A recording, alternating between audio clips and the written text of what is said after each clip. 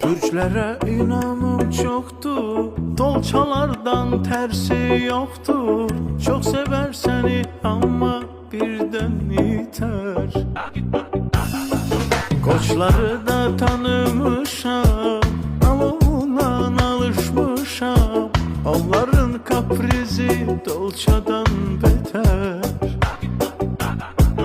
Buğa tanışlarım çoxdur, yeyib içsə problem yoxdur. Milyarderi milyoner eder onlar.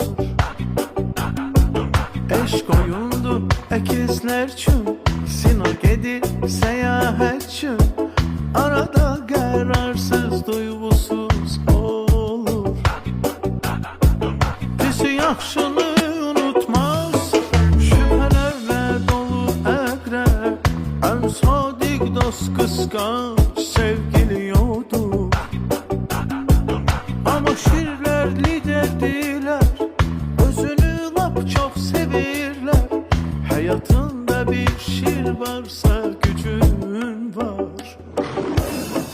Dolçalar, balıqlar, buğalar, oxatan oğlaqlar və qızlar.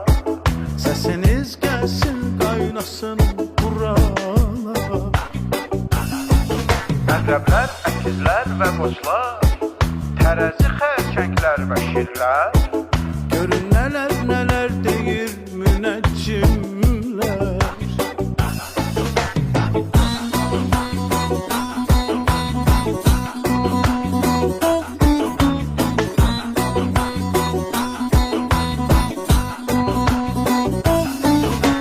Hər şeyi ölçüb biçər o, hər ortamda seçilər o. Cəlb eder sizi hər yerdə tərəzi. Göylərdə olan havası, özü isə çox vasvası. Qız bürcünün təmizlikdir davası.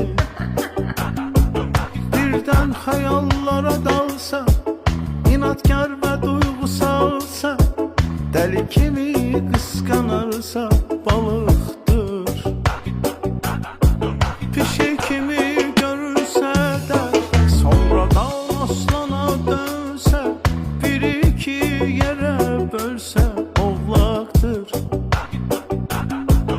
Əgər nə vaxtsa övladına istəsən ideal bir ana, xərçəng bürcüylə evlən, bax sonrasına. Oxu ürəyinə atan, sonra öz keyfinə baxan. Ox atandan çoxdur qorxan yaman aman.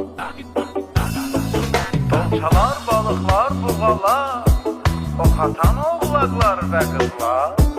Səsiniz gəlsin, qaynasın buralar. Əqrəblər, əkizlər və qoçlar, tərəzi xərçənglər və şirlər. Görün nələr